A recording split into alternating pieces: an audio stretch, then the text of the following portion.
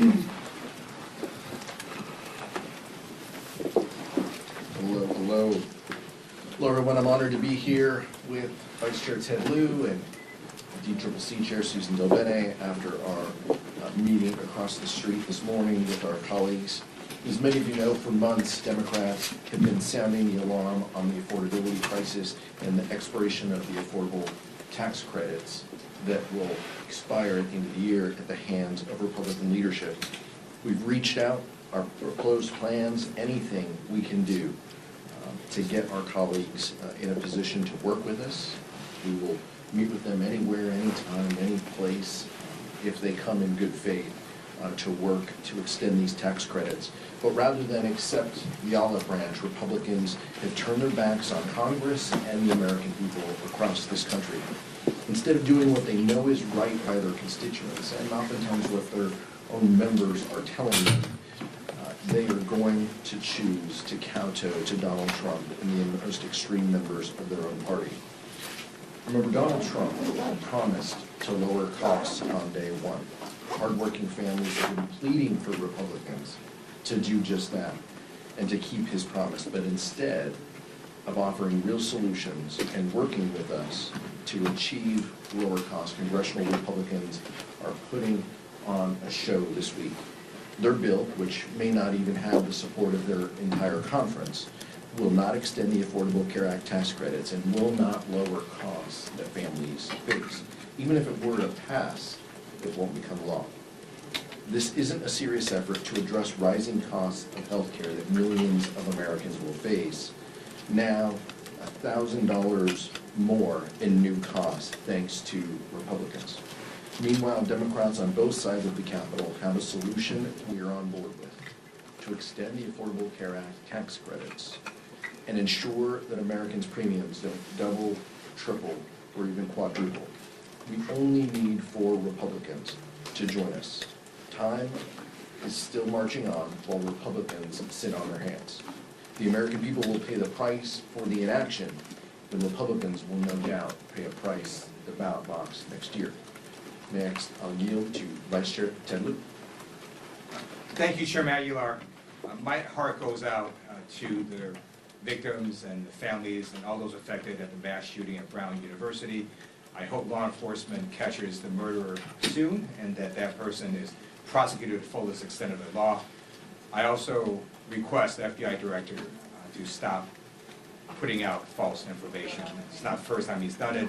He wrongly identified a potential suspect in this case.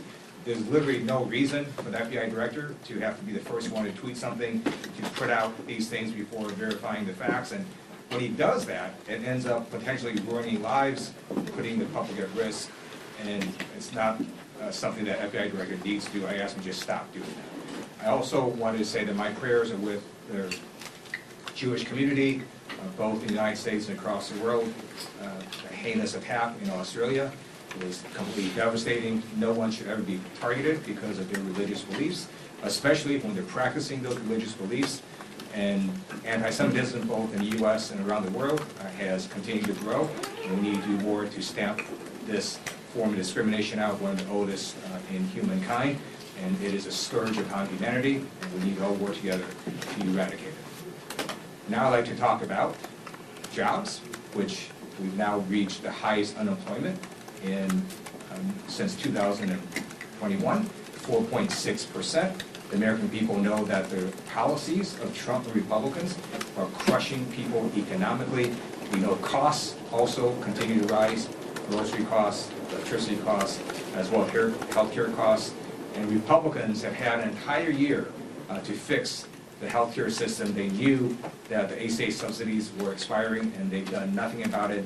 And this week, they still don't have a plan to restore the subsidies for the ACA. Democrats have a discharge petition. 214 members have signed it. We just need 4 Republicans to sign this discharge petition, and we can stop these premium rates from increasing for people on the ACA.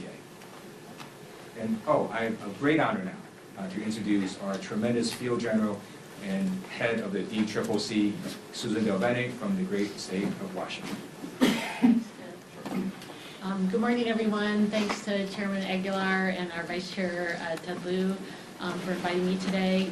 Today we had caucus down the street and we gave an update on our efforts to retake the majority and hold Republicans accountable for their disastrous agenda. Americans across the country are rejecting Republicans in election after election this year. They've made clear that they are souring on House Republicans' broken promises, and it's just been a series of broken promises. The American people want leaders who are going to stand up for them, address the issues that are making their lives more unaffordable, not just policies that are supporting the wealthiest few. And despite what their constituents are telling them about how they are struggling, Republicans don't seem to care. They're avoiding people back home. They're not meeting with their constituents because they're scared. And they don't want to hear the truth about how their policies are hurting working families. Well, no matter how hard they try to avoid hearing about it, there's no denying the facts that we've seen on the ground. Americans are literally paying a higher price for the GOP's failed agenda. Working families are being squeezed by rising grocery costs from tariffs. We're seeing monthly utility bills jump higher. Healthcare costs are going up and premiums are poised to skyrocket for millions of people next year. The so-called health package that they're putting on the floor this week will do nothing to address the Republican healthcare crisis that they've created. Premiums will go up, millions will be priced out of their coverage, and those who can still afford it will get less while paying more. Republicans are ignoring the pain we're seeing across the country for everyday Americans, and make no mistake, it is going to cost them the majority. House Republicans and Donald Trump know they can't win on the issues, so they turn to rigging the midterms instead in their desperate attempt to stay in power. But this cynical gambit by them isn't working either, and the American people hate what Republicans are trying to do. From California to Missouri, just last week in Indiana, people are fighting back against the Republican scheme to rig the midterm elections. And on issue after issue, we are seeing the American people sour on Republicans, rejecting their price hike policies and showing that they are ready for change, for people who will stand up for them. House Democrats are fighting every day to win back the majority across the country. It's why we expanded our map of offensive opportunities last week. We are absolutely on the offense, and we expect to continue to look at opportunities to win races across the country. So simply put, we have incredible candidates. We are with the American people, have a strong message, public sentiment is on our side, and next year we will take back the majority of the House. Thank you. Questions? Nick? If you guys don't get a deal on healthcare by the time open enrollment closes, do you think the open enrollment deadline should be extended? Is there a narrower compromise to be found there? Well, these are all items that we can legislate, right? We can write into legislation that we are going to reopen enrollment. That's what we would seek to accomplish with any legislative vehicle done at this point. We want to provide relief to the rising costs that these premium increases will mean to the American people. Many people haven't signed up for their health care because of those skyrocketing costs. So we want to give them an opportunity to join again. We want to make it clear for them that these costs shouldn't go up. We want to make it clear for them that $1,000 increases, are not what we should be doing. And so that's our focus and our goal, and we're prepared to meet with Republicans, talk with them in good faith if this is genuinely what they want to accomplish. Thank you, Mr. Chair. You mentioned that the bill that the Republicans plan to put on the floor this week will not make it into law even if it passes the House. Some of your Republican colleagues say the same thing about the Jeffries discharge petition, that even if you got 4 Republicans, it did not get, the 3-year extension didn't get 60 votes in the Senate last week. What's your response to that criticism? And then I have a question for Chair Delbonnay, if that's okay. Yeah, I'll let each of my colleagues also answer this one, because I think I think it's yet to be seen whether this can become law or not.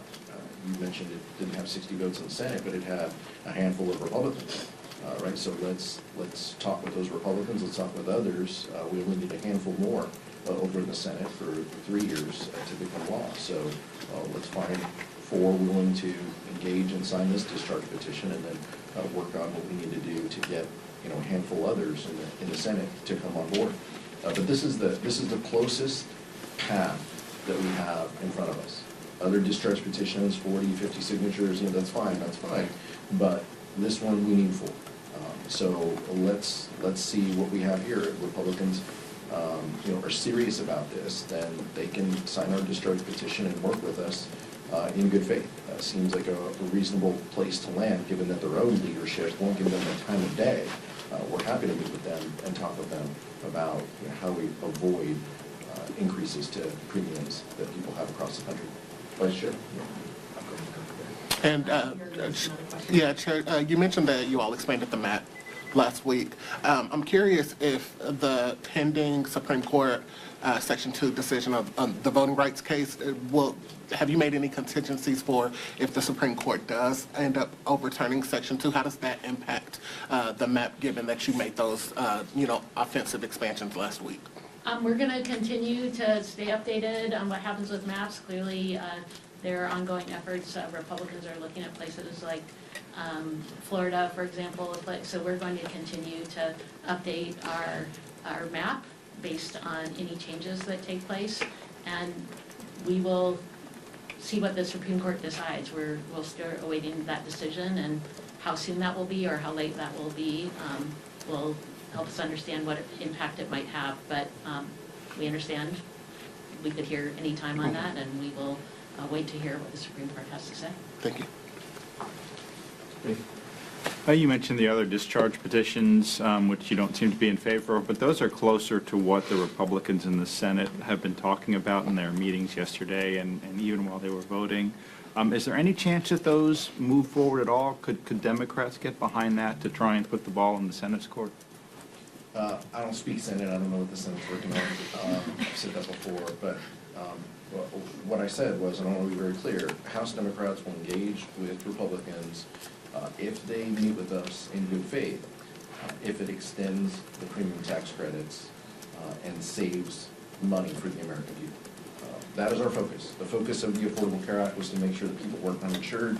At the time, we had 46 million people uninsured. We've got 20 million people uninsured now. The Affordable Care Act did that. Speaker Johnson might want to rewrite, history, but the Affordable Care Act did that.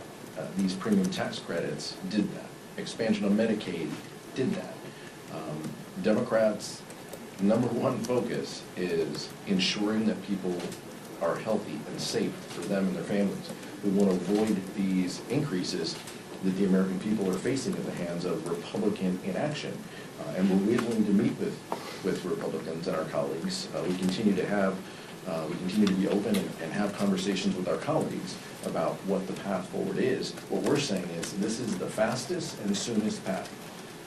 4 signatures, we push it on the floor. Speaker Johnson, just like he did with the Epstein petition, could choose to put this on the floor once it has 218 signatures. He could do this. He is choosing not to. But that inaction is exactly what the American people see is wrong with Washington, D.C. and wrong with Republicans. Thank you. So Republicans have a provision on their health bill around cost-sharing reductions that includes language around how states whose health plans cover abortion will be excluded from this type of funding. 13 states currently require insurance, including the ACA, to cover abortion. California, Washington are 2 of those. Can y'all respond to how Republicans' bill could potentially make it so that 13 states don't have that type of funding, which is used to lower premiums? Yeah. This just continues to be, and all of these, policies are, this is like the greatest hits of Republican healthcare solutions from like 2007. Right? These are all old recycled policies that never became law. The provision that you're talking about specifically, and Chair Delbene can talk to this from a Ways and Means perspective, is meant to be punitive to blue states who believe that women should have health care coverage and that those decisions should be between a woman and her doctor on what that coverage looks like. That is our core belief, and that is our focus. Republicans seem hell-bent on wanting to continue to assault that provision and ensure that politicians make choices about women's health care rather than doctors and women. And so that's unfortunate.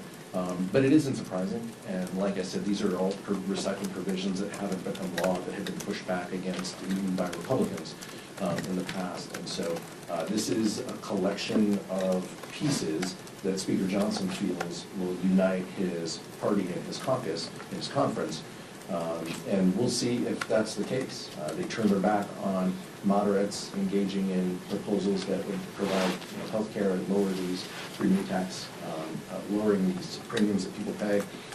But we'll see what else. But generally, Republicans just take it. We'll just continue to vote, yes, because Donald Trump and Speaker Johnson tell them to. No, I mean, I agree. I think that we've seen attacks from this administration on healthcare across the board, on doctors' ability to help do what they think is best for patients to make decisions. So not surprising that Republicans continue down this path. But, we're going to stand up for healthcare for folks all across the country. They have created a healthcare crisis and raising costs for everyone. And the American people are seeing that, and they're going to continue to stand up and reject the policies Republicans are putting in place, because it's affordability, but it's also making sure that they can make their own healthcare decisions with their doctor. As it stands, Democrat leadership is not backing either of the bipartisan discharge petitions. And with that, are you prepared for possibly a fully Republican bill or no solution to happen at the end of the year?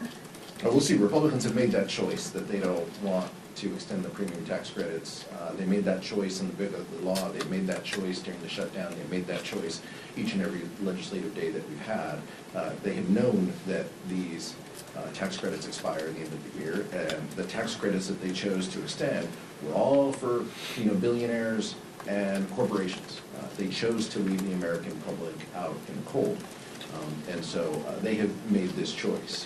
What we are prepared to do is to help, is to dig in, to offer our votes on a reasonable solution. And if Republicans want to meet with us to talk about what that solution looks like, this is the fastest and easiest path that has bipartisan support in the Senate and could become law. And so that is our plan and our focus, but we're going to continue to engage our members along the way because our core belief is providing health care to people, and that continues to be the focus. Thanks, Mr. Chairman. Two of the Republicans who theoretically could be the folks that would sign on to your all's discharge petition, Representative Kiley and Representative Bacon in the last 12 hours have told me, look, we don't believe that Democrats actually want a solution. They think that Democrats just want to run in 2026 on the health care issue. What's your response to that? Completely false. That could be what they tell themselves to put themselves to sleep at night. But that's not reality. Look, our core focus and our goal, we've been the ones who have been talking about this. During the government shutdown, when we're all here, we have been the party, we have been the people who have been saying the American people are getting left behind. You help billionaires and wealthy corporations at the expense of people, and that needs to change. We have to fix that. This deadline is coming on 12/31. Join with us. Where was the Bacon and Kiley amendment to the big ugly bill? They signed a letter or something like that telling the president not to cut these things. Big deal. Like, they sign letters all day long to absolve themselves of, cutting people's health care. Meet with us, work with us, come to the table and bring your ideas. But more importantly, don't just bring your ideas, bring your ability to tell your leadership no. And it shouldn't take somebody who's walking out the door and has one foot out the door to speak up against the president and their own party when it comes to health care. If there's serious folks on the other side of the aisle, and you can probably count them on two hands, then we're willing to engage with them.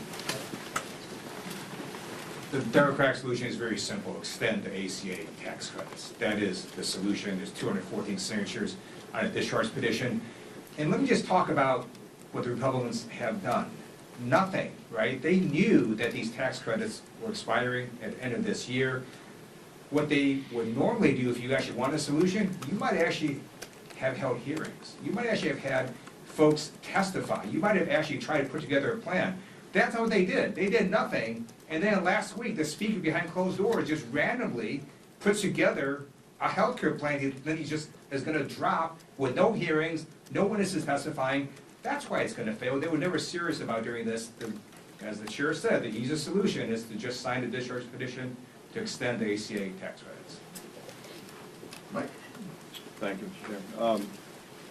Same topic, and not to beat this to death, but, you know, mathematically you are correct. 214 is more than the other ones have, but a lot of Democrats are telling us that they're just waiting. They would love to sign them, but they're just waiting for the green light from leadership. So the numbers on the other ones could go up very, very quickly if you guys got behind them. So is there a point this week where if you don't get those 4 signatures from Republicans on your 3-year extension, that you say, okay, green light, you guys can sign and we'll all get together and we can hit 218 pretty quickly? Yeah, anything can happen. Let's see what happens in rules. Let's see how the majority treats their own members who are bringing proposals to extend the Affordable Care Act tax credits. Let's see what that looks like. And let's see what emerges out of that and how these Republicans, feel. And if they're willing to, work with us and engage. But I want to be very clear again for the 4th time. We're willing to work with our Republican colleagues if they meet with us in good faith, if they want to extend the Affordable Care Act tax credits, if they want to stand up for people instead of the billionaire class that received trillions of dollars from this administration with their vote. We're willing to engage in that. But this can't be, just to help them sleep better at night. We got to have, meaningful solutions, and it's got to be real.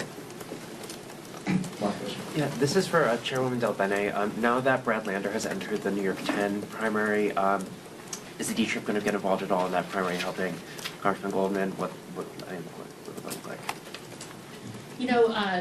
Our focus is on the swing districts, the purple districts across the country. You can see our map supporting our frontliners who are in really tough seats in terms of being reelected. And our offensive map, as I was talking about earlier, which is focused on the purple districts we can flip. So that is our top priority. We are going to continue to focus on making sure that we take back the majority. That's our goal. So no involvement in New York 10 probably. But we have, from the Democratic caucus broadly, we have folks across our caucus who will be supporting our colleagues to make sure that they have strong elections too. Our focus at the D-Trip in particular is on purple districts. The DCCC's focus is 218, and in 45, 46 weeks, whatever it is, Susan Del Bene will be here with Speaker-elect Hakeem Jeffries, Speaker designee Hakeem Jeffries, and we're happy to talk about that races. And my expectation at that point is that Dana Goldman is a member of the caucus and voting for Hakeem Jeffries. Candidates face primaries, members face primaries. That's the nature of the political system that we're in. We're big D Democrats, and oftentimes that happens. Many of us got here by surviving primaries and having competition. So we're excited about the year ahead. We're thankful for all of you and the work that you do each and every day in representing and communicating to our communities and across this country. We wish you all the best this holiday season and look forward to seeing you next year in the election year. Thank you so much. Thank you, Mr.